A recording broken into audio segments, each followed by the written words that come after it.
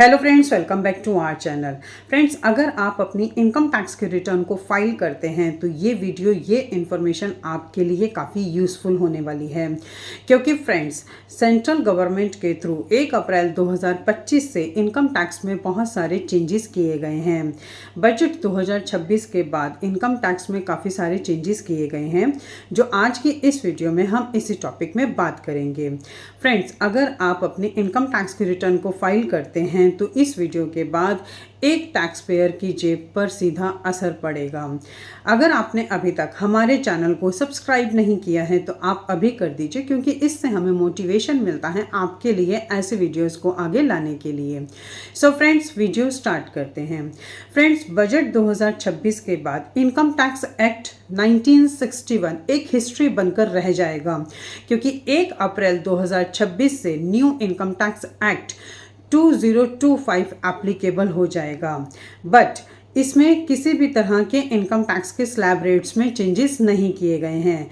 Slab rates जो पहले थे वही सेम अभी भी वही रहेंगे, उसमें किसी भी तरह के कोई भी चेंजेस नहीं किए गए हैं। लेकिन अगर कोई भी टैक्स पेयर अपनी इनकम टैक्स के रिटर्न को फाइल करते हैं तो फाइल करने की टाइम लिमिट को गवर्नमेंट के थ्रू बढ़ा दिया गया है। अगर आप ITR 3 और ITR 4 को फाइल करते हैं तो उसकी अभी तक जो लास्ट डेट हुआ करती थी वो 31 जुलाई हुआ करती थी, बट अब से वो 31 अगस्त हो जाएगी। और अगर आप ITR 1 और ITR 2 फाइल करते हैं तो उसकी लास्ट डेट पहले भी 31 जुलाई थी और अभी भी 31 जुलाई ही है। और टैक्स ऑडिट के केस में भी इनकम टैक्स के रिटर्न को फाइल करने की ड्यू डेट को चेंज नहीं किया गया है। टैक्स ऑडिट के केस में पहले भी रिटर्न को फाइल करने की ड्यू डेट 31 अक्टूबर थी और अभी भी 31 अक्टूबर ही है।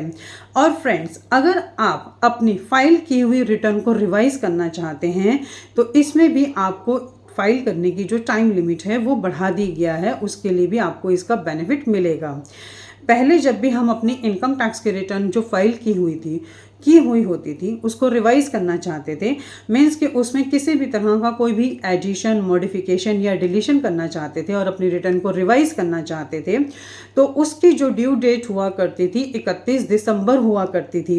लेकिन 1 अप्रैल 2026 के बाद से अगर आप अपनी इनकम टैक्स के रिटर्न को रिवाइज करेंगे तो आपके पास उसको रिवाइज करने का टाइम ज़्यादा मिल जाएगा।